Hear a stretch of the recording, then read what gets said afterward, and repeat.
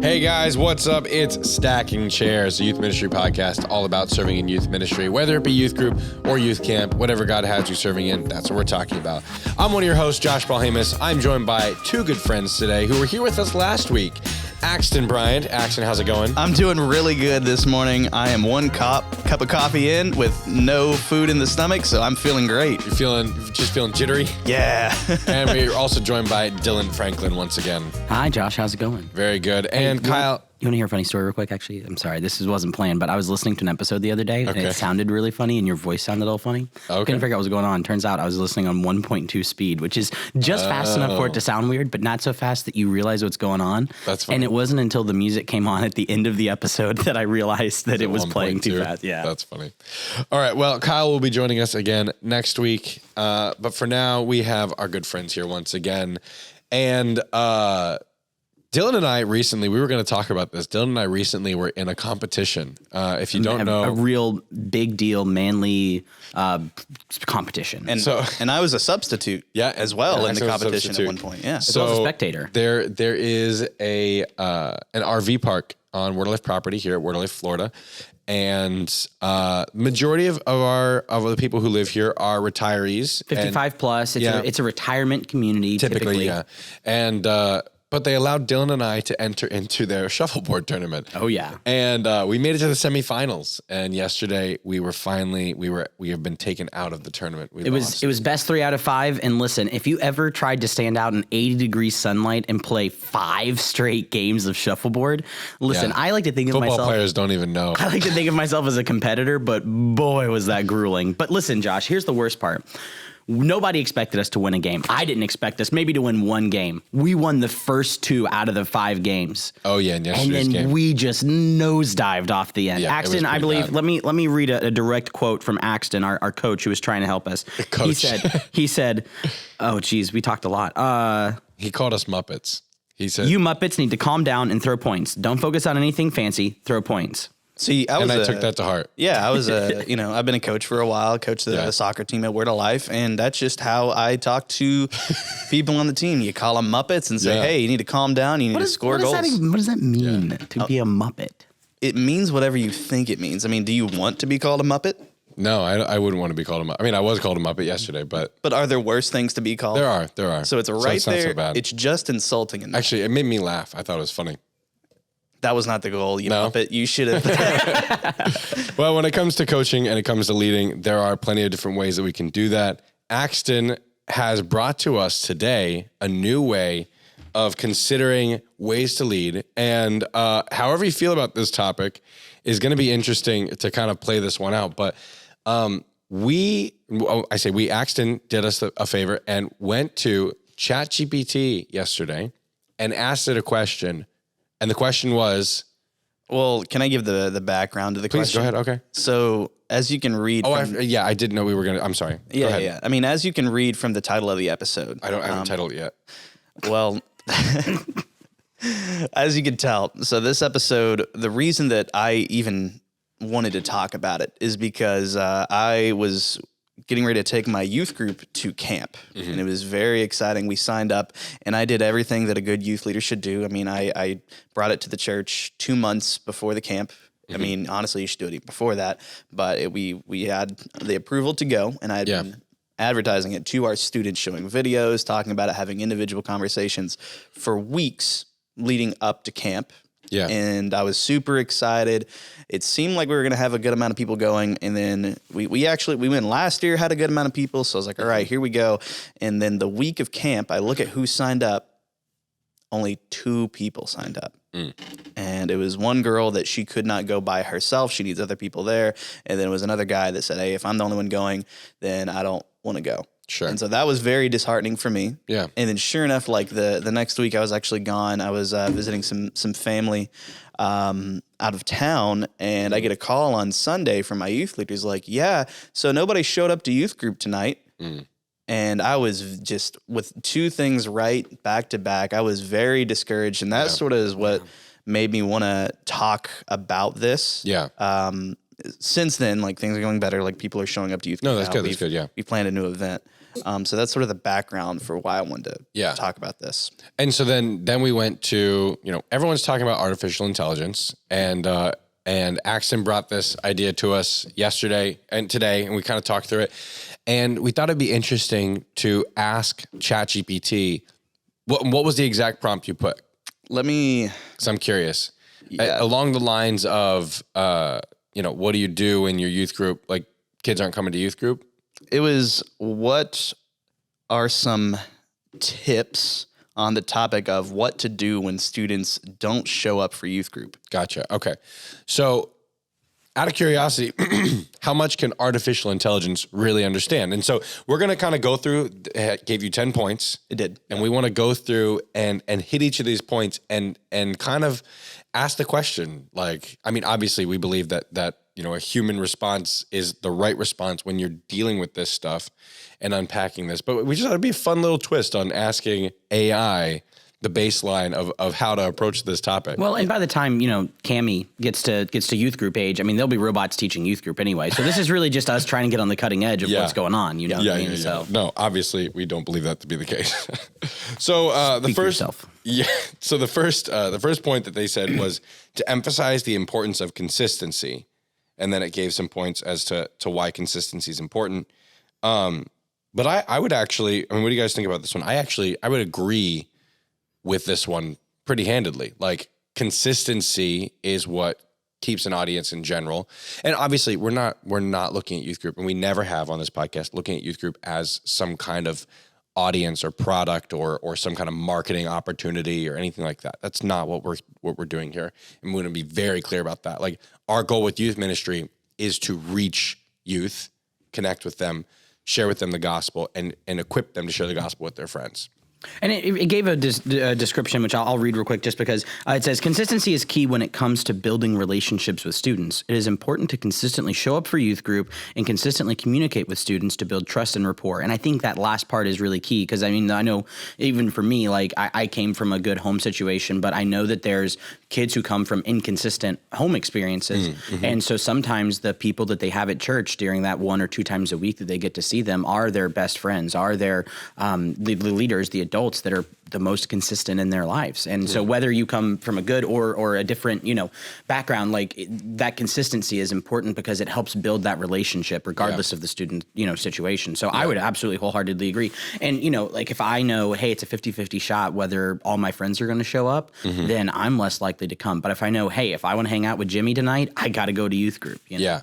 Well, and I think it's also important that you're not canceling youth group on a whim. Like, if you're like, we don't feel like doing it tonight, let's just cancel. Right. Like, we do that with small groups sometimes at church, which I think, it's just, unfortunately, small group is one of those things. It's like everybody's lives are really busy and the parents, but Wednesday night church, regardless of, like, if we cancel small group one week, is a consistency in our church. And I think that is something our youth kids rely on. And I think it's very important, because if they know that, hey, every Wednesday youth group, the doors are going to be open. We even go through, last year, I think we went through the summer too, which not a lot of youth groups go through the summer. Yeah. And I think we or they at least strip it down or slow down a little bit. Yeah. I think we took off maybe a month this past year. I'm trying to remember what Matt ended up doing with that, but I'm pretty sure we went through the summer, if I remember correctly. And there was about a month, I think, that we took off, but the kids all came and we did stuff still. But no, I think staying consistent, even this podcast, there's times where we're like, oh no, we got to do an episode. We haven't done it yet. And, like, staying on every single week helps, like, communicate, hey, this is important to us. And this podcast is important to us. We do it so that we can reach and share our experiences, but also help build this community. Which, keep your ears open. We do have something coming up very soon to help you guys. We're building a community and some of those resources out right now. So we're very excited about that. To build the rapport, right? Just like a youth. Sure I understand. Thank you, Siri. Hey, sorry about that. AI, you're coming in for us again. But no, that's the same idea, right? No matter what circle you're in, even in our office environment, Josh, or you, Axton, in your office environment, you're trying to build that trust in communication. And so coming in late or doing it differently or not starting on time, all those things are a big I don't like the element. coming in late one, because sometimes I'm late to you, and I feel bad about that now. But you know what I mean, right?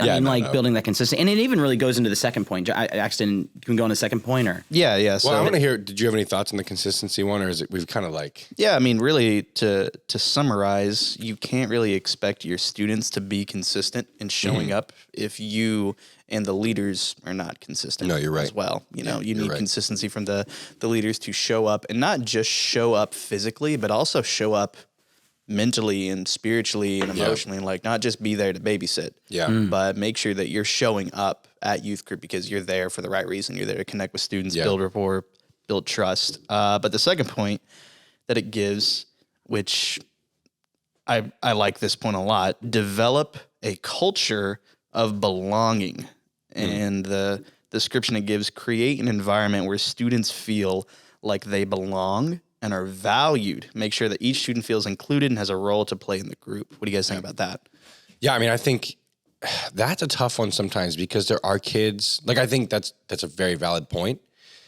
I don't know how to help the kid who doesn't necessarily want to be there. That's something, we have a kid in our youth group who he's very nice. We always interact with him. We make it a point to go and say hi to him, ask him how he's doing, but he just doesn't want to engage. And we talked about this on the podcast before because I wasn't an introverted kid, and I'm not really an introvert now. Like I like to think that I don't know a stranger. You know, I can go up and meet somebody and no problem.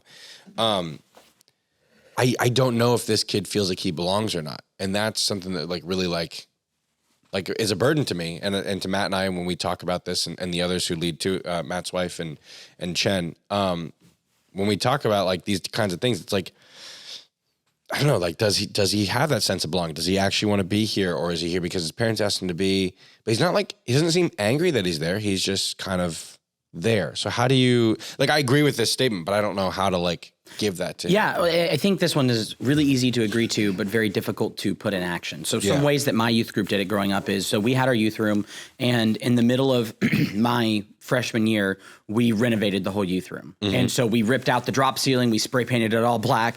We hung up a bunch of decorations. Our youth leaders took us to Goodwill, and we had like $100 or something to spend at Goodwill on lamps and stuff like that. Like, and belonging there meaning more of the sense of ownership, but ownership, belonging, kind of the same idea of like, when I walked into that space, it was my space that I kind of decorated, you know, and it felt like we made it. And of course it was trashy. It looked like a Goodwill, you know what I mean? Dude, but we it was fun. We did that with our youth kids.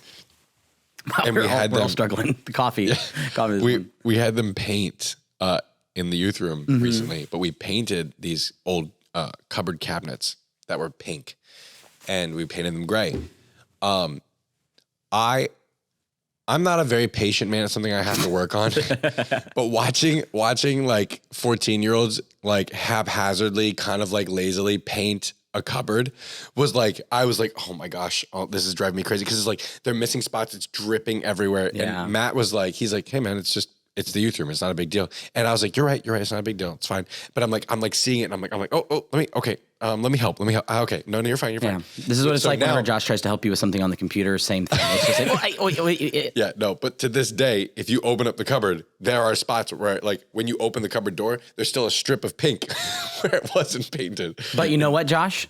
But they painted it. Exactly. Yeah. Exactly. And that's, I think there is that sense of belonging and ownership that Matt taught me in that moment. He might not even realize that he taught me in that moment. But I even think like make sure that each student feels like they have a role to play, which kind of goes into one of the other points further down about providing opportunities for leadership. But I really think, I remember, you know, we had a rotation of running sound in my youth group and stuff like that, where it's like, you know, I feel like I'm helping make this ministry happen, therefore I belong here. Like I'm an active member. I'm not just a consumer per se, which I do consume, and I often consume, but and there's a line to follow there, which we can talk about later, but like just giving them the opportunity to plug in and be a part of it.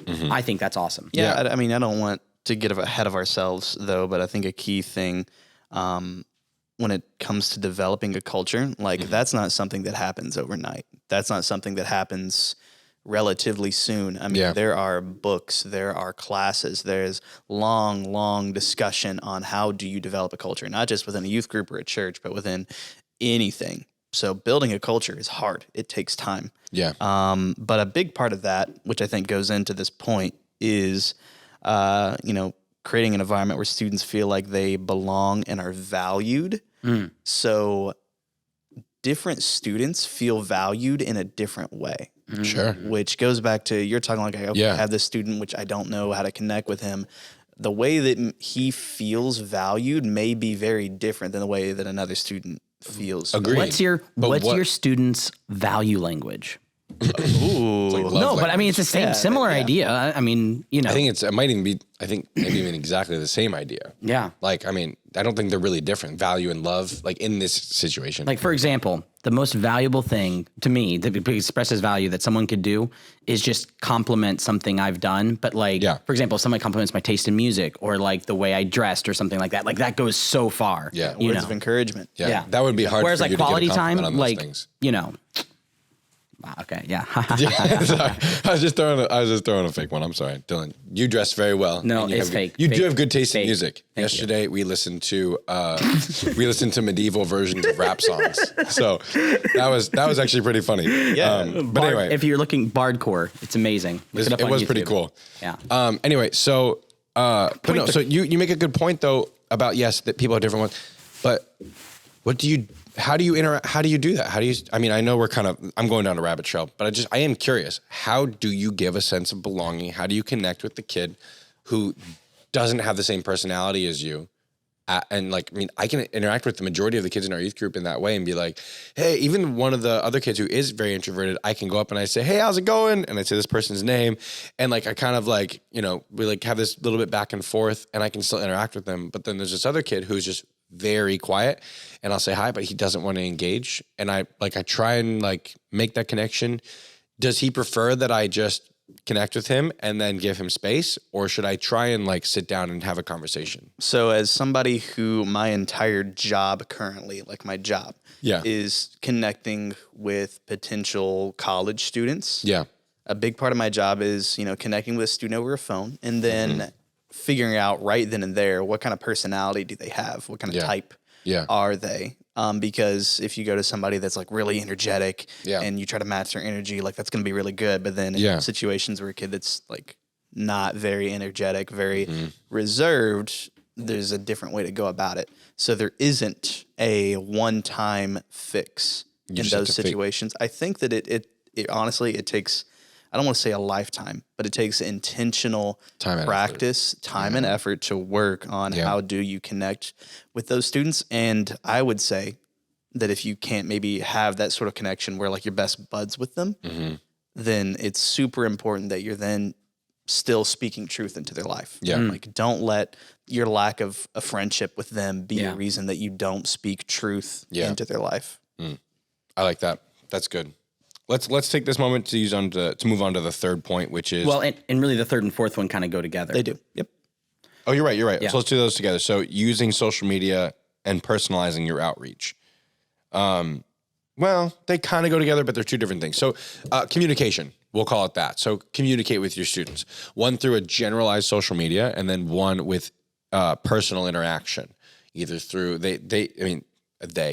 which I mean, just to preface, ChatGPT and AI takes from the entirety of what people have said and brings it together to create its own thing. Yeah. But I don't know if it has access to the internet yet. So it's pulling from some kind of like. No, it does have access to it does? Yeah, Okay. because you can ask it, hey, list your sources. Okay. I'll tell you I got it from this article. Yeah. And so anyway, so it is pulling from what other people have said before. It just, it's like. So thank you guys for really working hard on those lists. Thank you. Yeah. So, But go ahead. so what do you guys use? Like, how do you communicate with your students? So at our youth group, Matt does social media, probably one post a week. What platform? Facebook and Instagram. Do people still use Facebook? It's for the parents.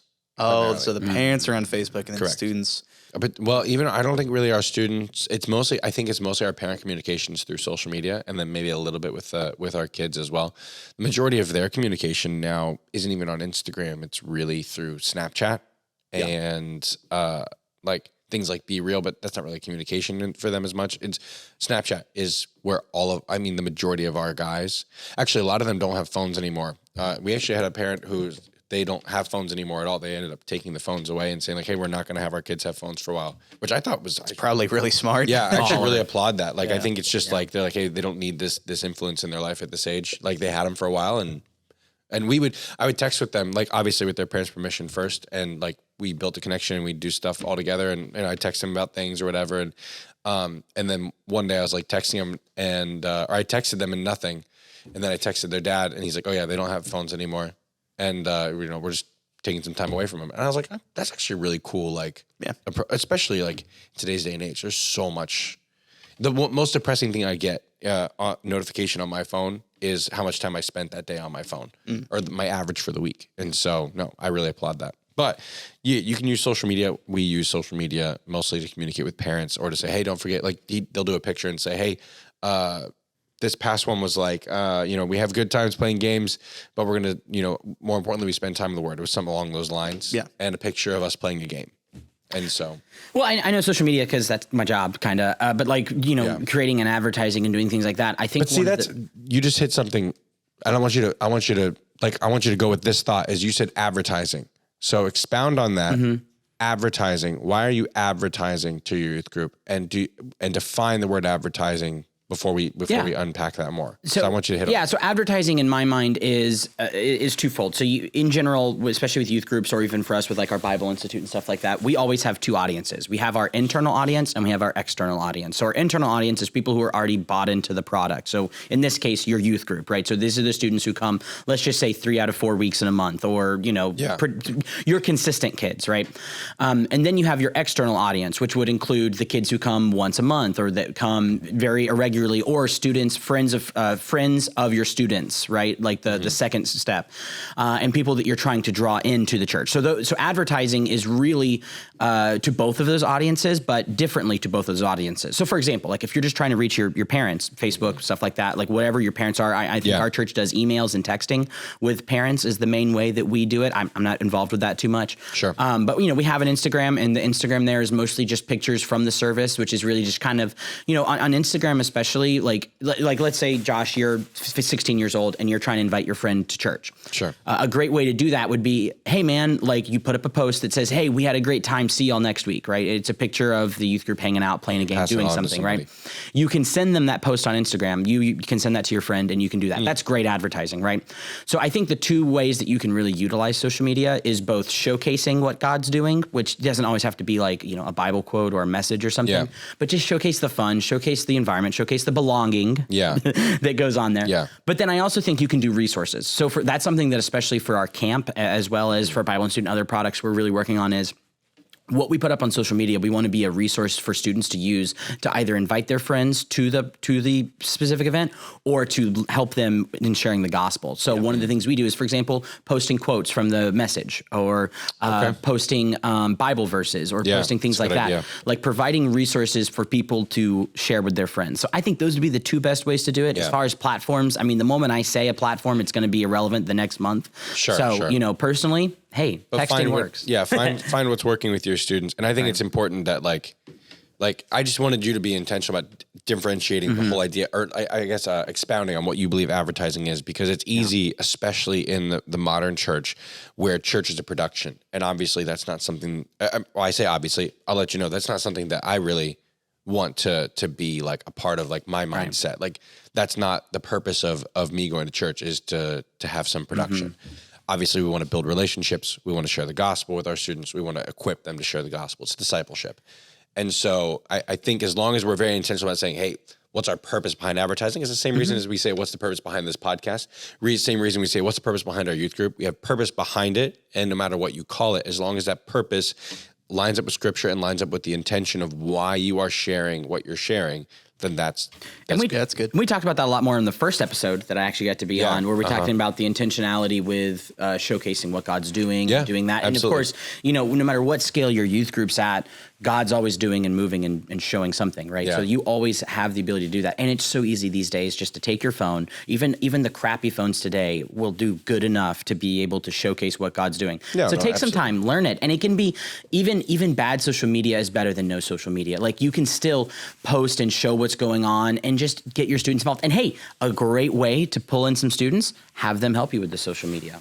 Yeah, no, that's I know true. that's a big deal. I mean, especially for high school students that come and help us during the summer, that's one of the things they consistently mention is, oh, I make videos or I take photos for our youth group or I do social media for our youth group. So, you know, I mean, that's a great way to take one of the leaders in your group, one of the more mature students, and have them take some pictures and post it to Instagram after the meeting. I mean, that's a great way to work on that. That's a good idea. But then the personalizing, I mean, I think that's something, the personalizing communication, it's difficult through social media to personalize, but I think that there's a lot of ways you could do it. Yeah, for sure. I think when it comes to personal outreach, where it's more than just here's a post that anybody can see. Yeah. But we're talking about one-on-one communication between you and a student. I think obviously it goes without saying that you need to be careful and that you need to, I would say, clearly communicate to the parents how you're going to communicate to the students and give them clear boundaries, hey, you have permission to check your student's phone at any time and you can totally see what it is that I'm sending them. And even still, like, kids can delete messages. There's a huge element of trust that goes on whenever you're communicating like that. Yeah, you need to talk to the parents first. Yeah, obviously. So just clarifying question. Would you say it is equally important to build a relationship with the parent as well as the student? Well, yeah. In the sense that we're talking here of accountability and safety and communicating. Yeah. Yeah. I mean, 100%. Because this is something that I don't have any experience with. Like, I don't have any of the guys at my group's phone numbers. I mean, we're still, I'm getting new. Sure, I think that's something. You're learning, or you're getting to know them, so. Yeah. No, but that's something that, I mean, especially as a parent, like my daughter's only 2, but one day, you know, she's going to be interacting with adults. And even now, like we're like subtly teaching her like, hey, it's okay for you to say, you know, I'm uncomfortable. Like we can't tell her that, but we can teach her those things of like, you know, if someone, you know, asks you for a hug and you don't want to give them a hug because you're uncomfortable, you don't have to give them a hug. Yeah. And like, there are things like that in today's world, like we have to be very intentional about. And I think by going to the parent first and saying, hey, I want to have a relationship with your student in an appropriate way, we're going to be texting back and forth if that's okay with you, I think, at least in my mind, gives a lot of ease to the parent. Yeah. And it might be a generational thing because I've gone to parents who are Gen X and said that, and they're like, oh yeah, no, of course. Why would that matter?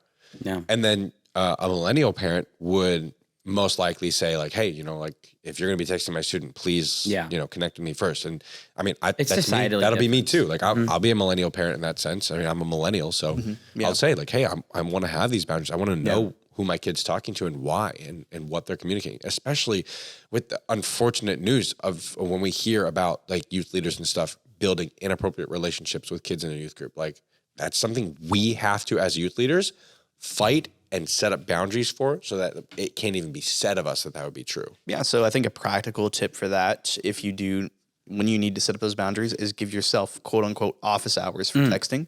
You say, hey, that's great clever. idea. These are the times where I will receive, read, and respond to text messages from student. I between like like that. 8 and 5. Now, obviously, if you're getting a text from a student at like midnight and they're having an emergency, and it's like a crisis mode, don't text the student, hey, sorry, like it's on my office hours, I'm not going to talk to you. But I think you make that clear to both the students and to the parents and to the rest of the youth leaders as well, because you want all your youth leaders to make sure that they also know the standard of this is how we're safely going to communicate with students. Well, and I've communicated with a student before in our youth group who called me and said, this is what's happening. And I said, listen, I have to talk to your parents about this. And they're like, I don't want you to. I was like, listen, you understand that when we talk about these things, like that I'm not going to keep secrets from your parents. We'll talk about things and within reason, like we'll talk about them. And, you know, we don't have to bring your parents into every single thing that's going on in your life.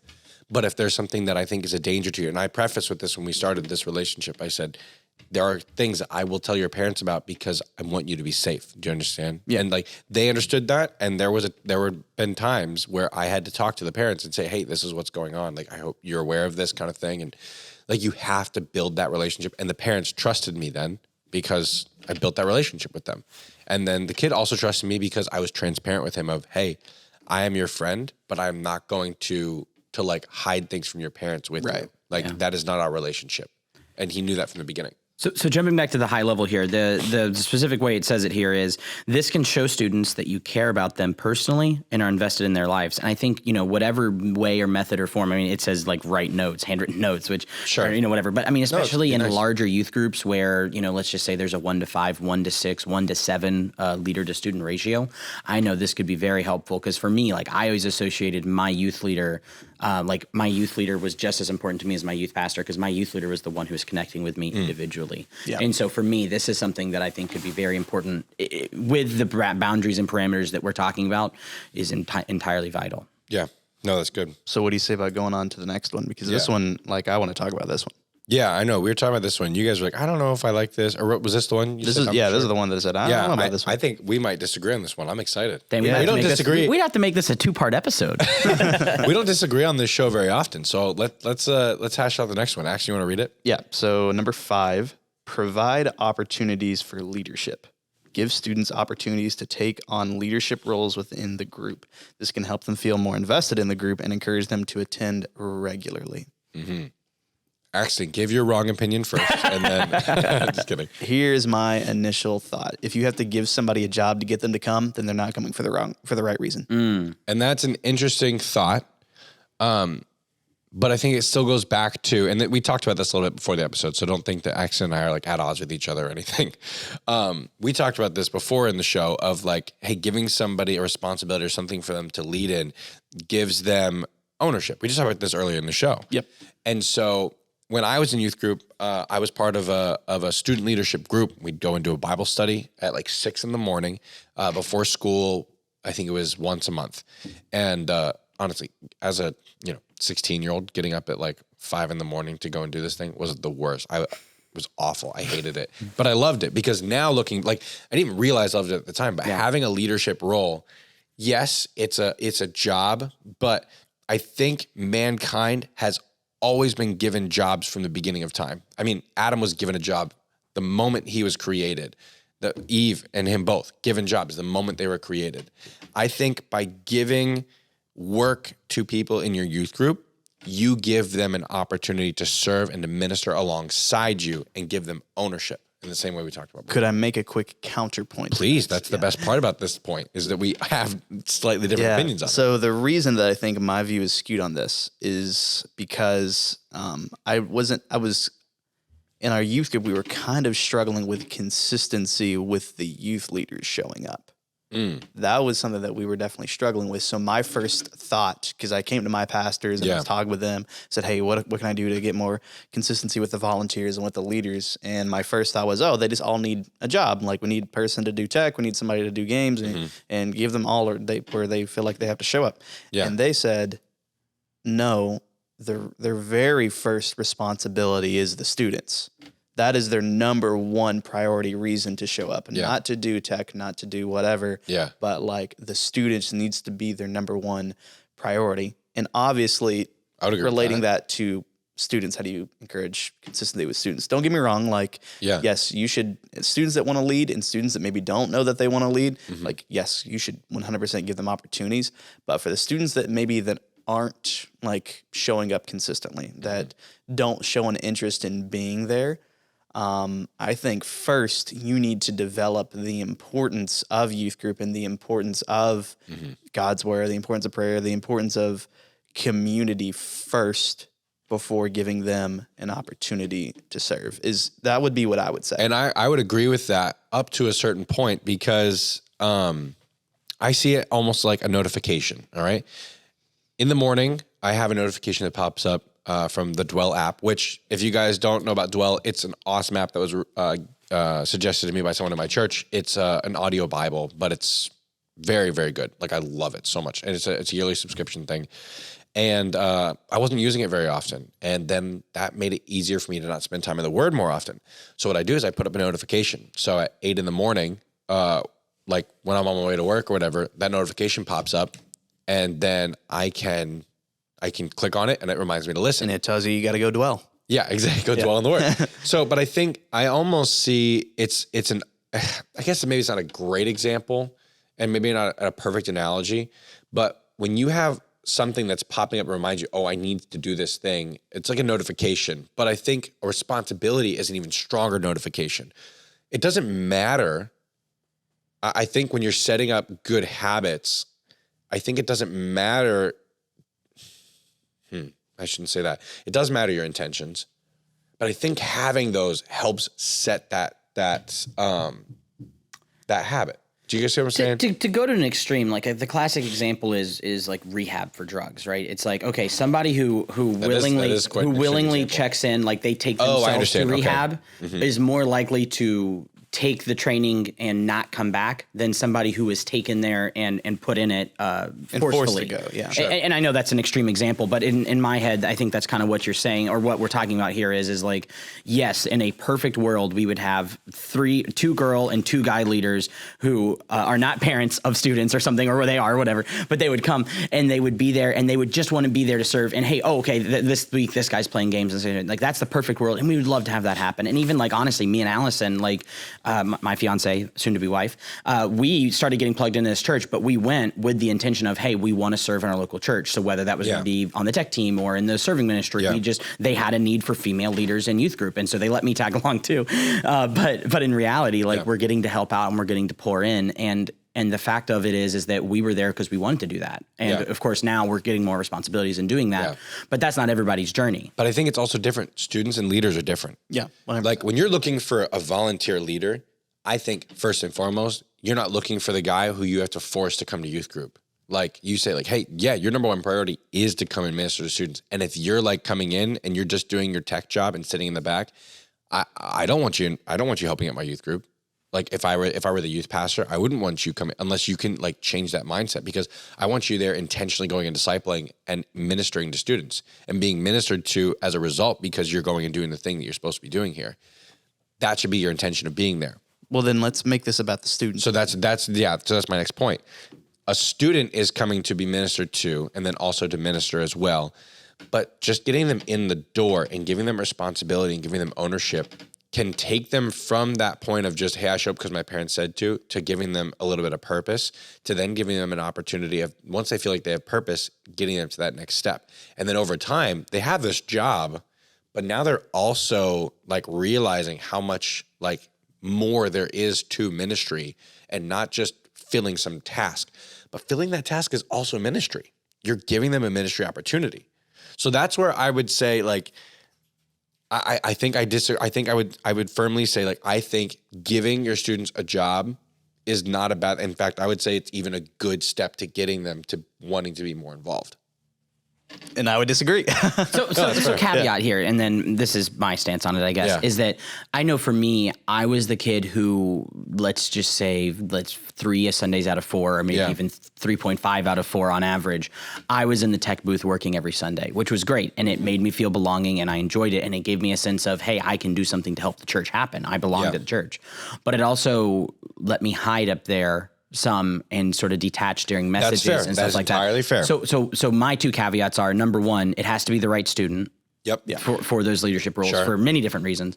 But I think also it can't be every Sunday. At most, I would say it would be half your meetings. Your meetings, you can do some role that either directly or indirectly takes you out. Now, obviously, if they're like leading a game or something, like that's different. But so specifically tech, specifically doing something else that maybe takes them away from it, I think it needs to be at the right pace, somewhere in the middle. So middle ground. Boom. Yeah, well, it depends. Middle ground, Dylan. It also depends on your role. And I'm thinking for our church setup, we don't have tech. Right. And so when I think of a job, I'm thinking of, hey, it's your job to go and set out all the snacks at one youth group start. Like I'm thinking very or you're stacking the chairs. Yeah, exactly. Like I'm not thinking of things that take you away from the ministry of being ministered to and all that. Now in church, even our tech booth and like all of our live streams, all in one open spot. And so like and we're all listening during the sermon. Like I'm running a camera, but once the sermon starts, I run a head to toe. And I don't really have to move the camera. Josh using fancy terms, so I don't move the camera very often. And that's so I can sit there and pay attention and follow along in the Bible and not be sitting there and having to focus, because I'm the one who operates the camera every Sunday. So I think if you can give your students a role, and I think that's a good caveat. I think what you guys are talking about is good. I think if you can give them a role that doesn't take them away from being ministered to, then I think it's a benefit. I think you're right. If they, even at all, if they cannot do a ministry where they're also being involved in the church, then it's a hindrance. Yeah.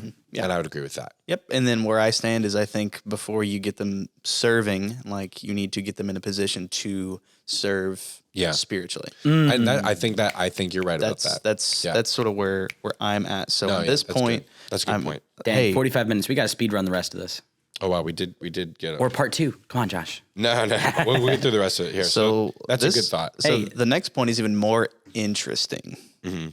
Number 6, offer different meeting formats. Consider offering different meeting formats such as virtual meetings or outdoor events to accommodate different schedules and preferences. You can tell that the AI knows that COVID was a thing. Yeah. No, that's exactly the AI. I mean, virtual meetings. I don't agree. Well, but it's even interesting. We're Wednesday night people, but you're Sunday night, right? I'm a Sunday night. Oh yeah, that's true. So he's different one of forms. those people. Well, we invite other youth groups to our Wednesday night services. You've invited once a mine. month. What does your church do on Wednesday night? Youth group?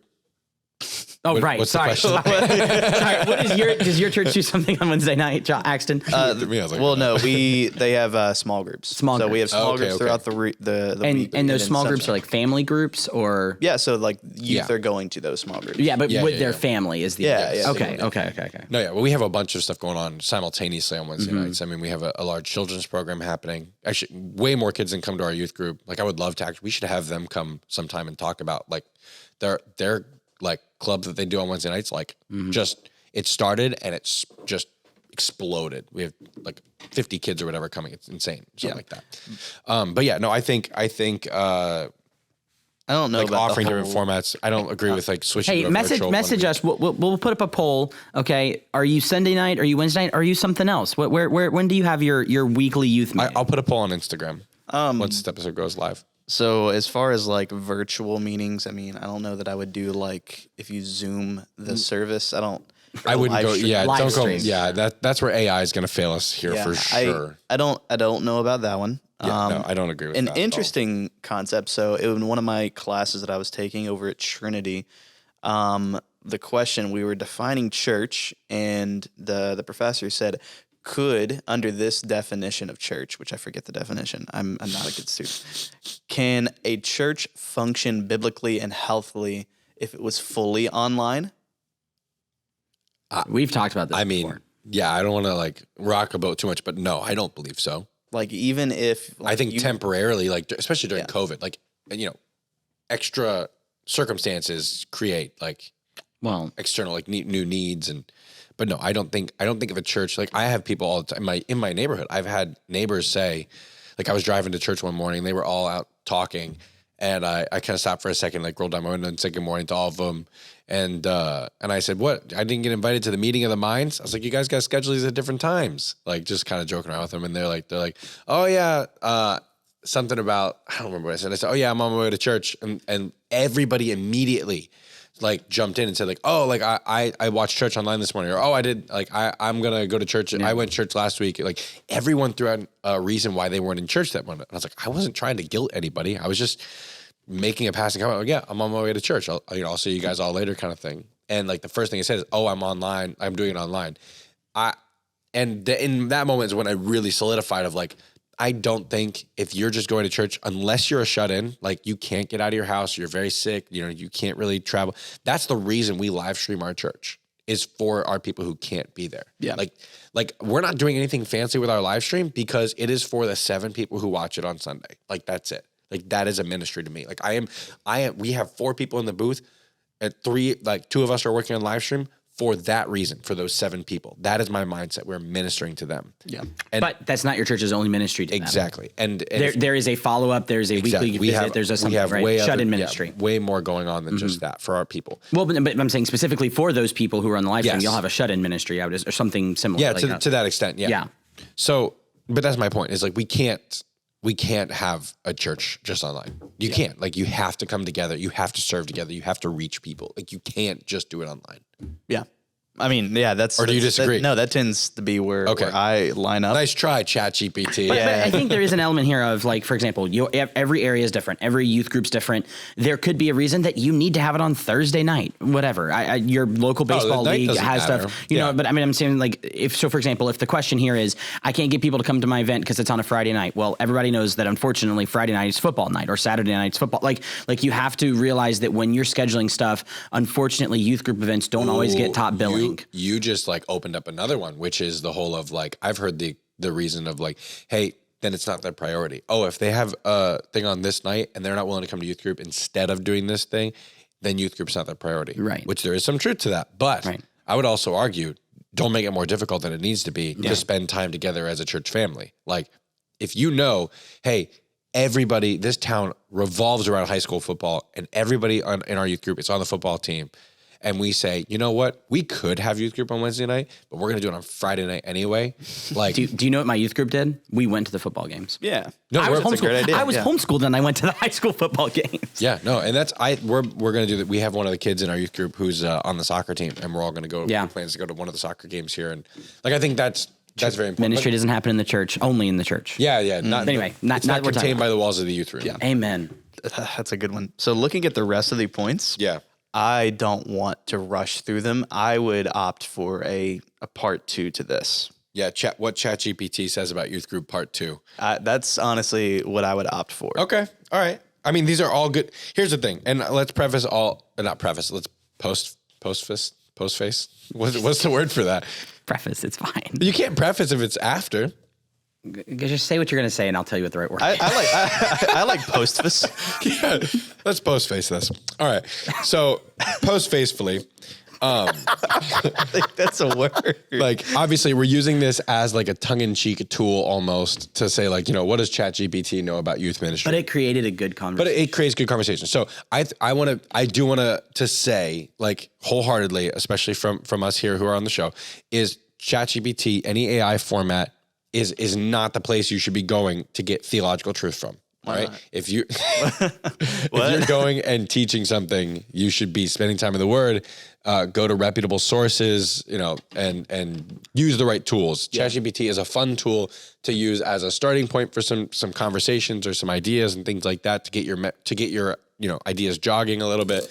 But no, do not use ChatGPT as your sole source for teaching and for sharing the Word of God, because you will have to give an account for that. Can I postface another thing? Can I postface? Sure. So if we didn't even talk about this, like if maybe there's somebody out there that listening, hopefully, I think it's our hope that when people listen to this, like they don't have this issue where they're like, we don't want there to be youth groups out there that are struggling with getting students into the door. Yeah. But I think the reality is there are a good amount of youth groups that they do struggle with getting students in the door.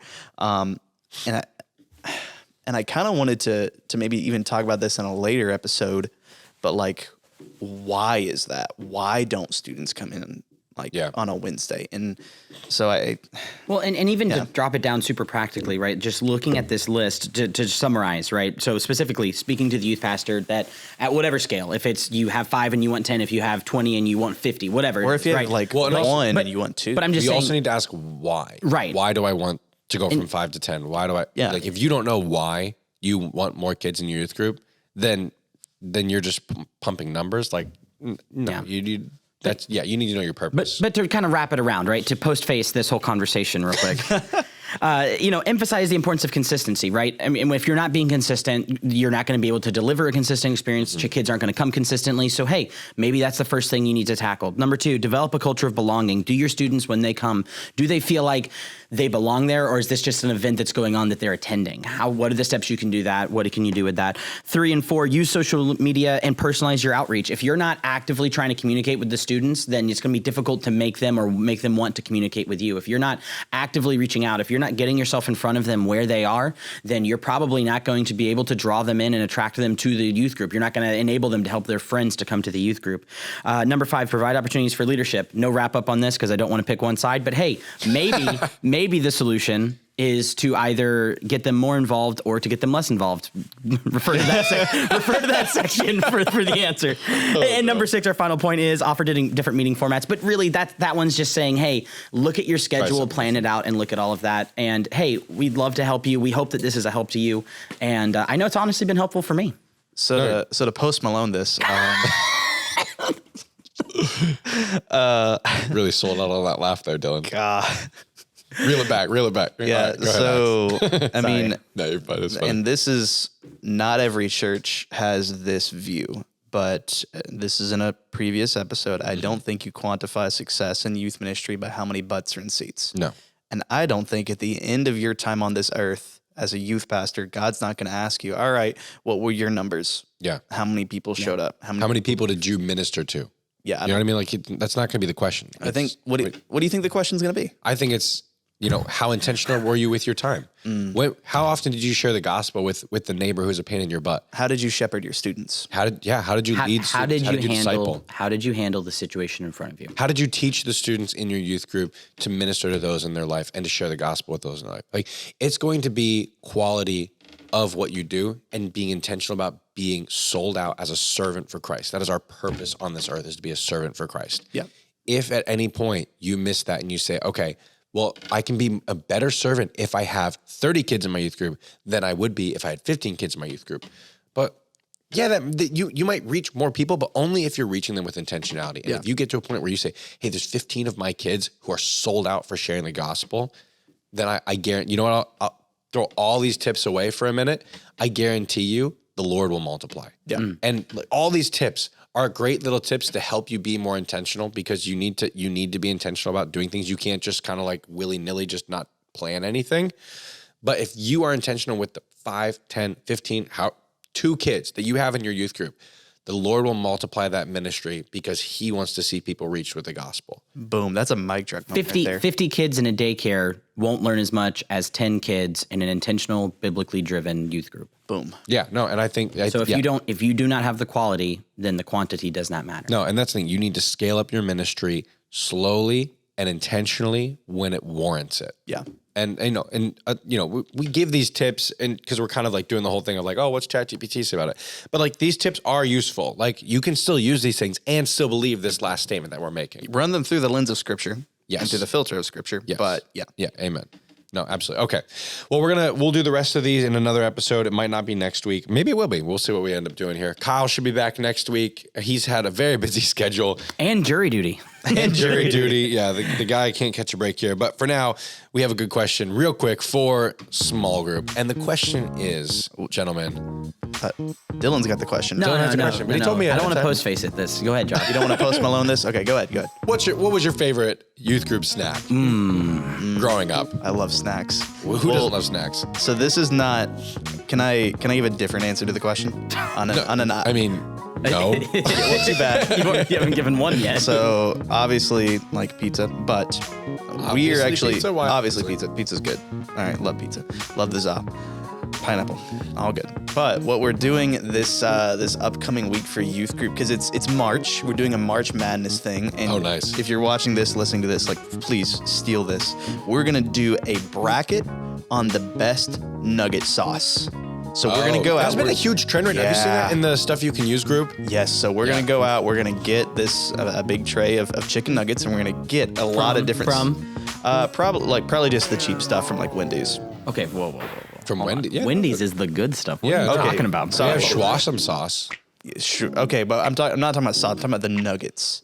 So we're getting the nuggets from okay. Wendy's. But as far as sauce goes, I think we're gonna get like Chick-fil-A sauce, Polynesian, Zaxby's sauce, Schwassam from Wendy's. Sure, or the Ghost Pepper Ranch from Wendy's. So we're gonna get all these different sauces, and we're gonna have a bracket on what is the best sauce. And I am very excited about that. When is that? Is that Sunday night? That's you wanna come? Can we come and video it, Josh, for stacking chairs? Can we Or just pretend that we're the kids in youth group? and we'll just do it ourselves? Yeah. And what's the opposite of stacking 2 kids on top of each other's shoulders in a trench coat? You just want to get on your knees, I guess. Get on your knees. Yeah, I guess we got So that's a pretty dope That snack. sounds great. Yeah. My favorite was always, we always had every week a family would bring in a different like snack. That was the like Family was, snack. It was like passed around to who would do next. And There was always good stuff. Two of my favorite were Puppy Chow, which is like the Chex Mix, but it was like chocolate and everything. Oh gosh, I thought you were eating actual dog food for a second. I was like, that's scary. It had powdered sugar on it. That stuff was good. Yeah, that's a Pennsylvania Dutch thing right there. I don't know what you're talking about. So, all right, that was very good. A little bit of that Midwestern Scotcheroos. Oh, what? I didn't know about Scotcheroos till I met good friend Skyla Peel. Until I met her, I'd never had a Scotcheroo. Well, Scotcheroos are next level. It's like a Rice Krispie treat, but there's peanut butter chocolate melted on top. And then there's chocolate melted on top. It'll put you straight into a coma, but it is delicious. Sugar coma. Dylan, what's your favorite snack? You're both wrong. Listen, there is no better snack. I mean, you said this. If you walk in on a Wednesday night, than just a hot and ready Little Caesars pizza. Like, listen, $5, go. It's not the best snack. Though. No, you guys are talking about meals. No. You both gave meals as your Pizza is a All right, snack you want a to snack? me. I'm sorry that I think that pizza's a snack and not a meal. You know what I want to do? I want to do a taco night at youth group some night. I think that would be. That's a meal. That's not a snack. That's a. Now Yeah. Fine, the best snack I had was we would consistently get Twizzlers, and that was always fun because Twizzlers, no mess, doesn't get sticky on your hands, and yeah, they go bad, but I mean, listen, they're delicious. All right. I think you're wrong. What, Twizzlers cause a mess? No, Twizzlers are gross. Oh, what are you, Team Red Vine? I'm not team licorice. Guys, the music started. Oh, We're no. wrapping up. Oh. Hey, guys, thank you both for coming on and for kind of like unpacking a fun little topic, asking AI what to do about youth group. But no, I'm really thankful for the opportunity to kind of talk about the intentionality of making sure you have a Christ-centered youth group. And I think it's important. We'll do this again in another episode, kind of finish off this topic. Axton, thank you for being here. Hey, my pleasure. Dylan, thank you for being here. I've been ready for this moment. You ready? No, hang on. You gotta wait till the very end of the song. Stack those chairs. Brother.